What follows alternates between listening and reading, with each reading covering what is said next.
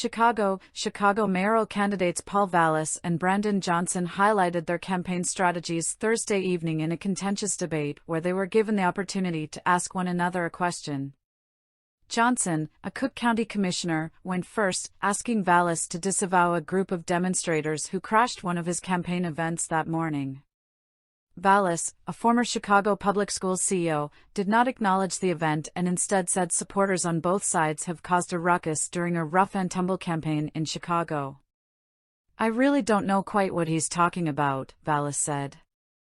"At the UIC pavilion, I continually was interrupted, particularly my closing comments, and I've said nothing about that." Johnson in his rebuttal indirectly compared the disruption with the January 6 insurrection at the U.S. Capitol 2 years ago, an attempt to paint Vallas as an extremist.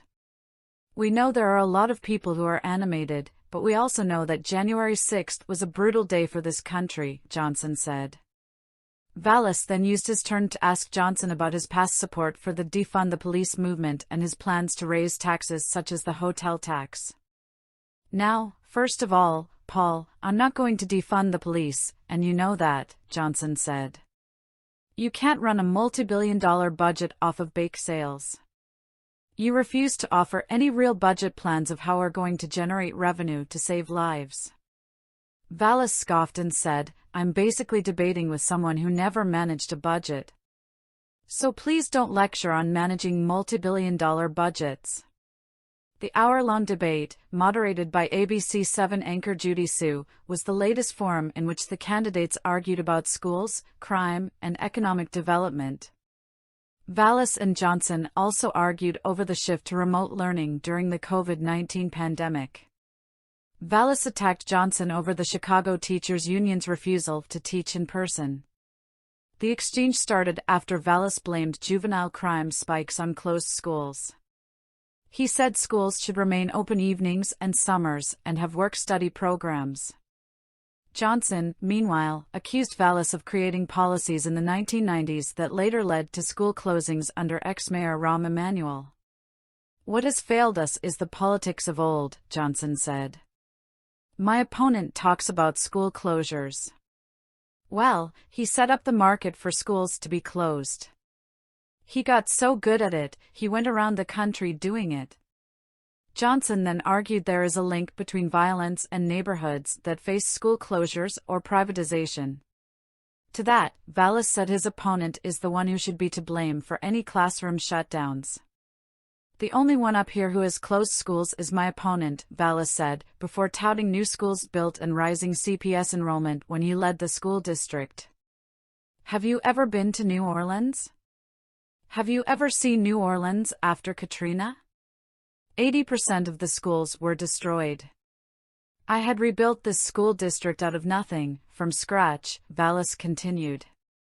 "Every single child is in either a brand new school or a completely renovated public school governed by local community boards. And that school district led the state for 7 consecutive years after Katrina." Johnson retorted that there was a 100-year pandemic and said, "I have been to New Orleans. And I'm going to take a vacation there once I become mayor of the city of Chicago.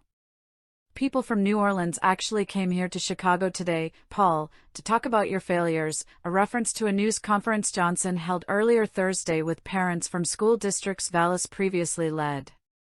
On crime, Vallas and Johnson argued over law enforcement resources and Johnson's past remarks in support of defunding the police. Johnson said he would hire 200 detectives, implement the consent decree, and enforce red flag laws for individuals with guns, while also spending money on violence prevention investments. Meanwhile, Vallas said the city needs to put police officers on CTA platforms and get cops across the city out in their beats and patrolling the streets. "The bottom line is my opponent wants to defund the police," Vallas said in the first negative attack of the night. "He doesn't want to fill the 1,500 vacancies. He does not want to bring back retired officers. You've got to fill the ranks. You've got to fill those vacancies, and you've got to deploy the police into the community so that there are officers there to respond when those 911 calls are made.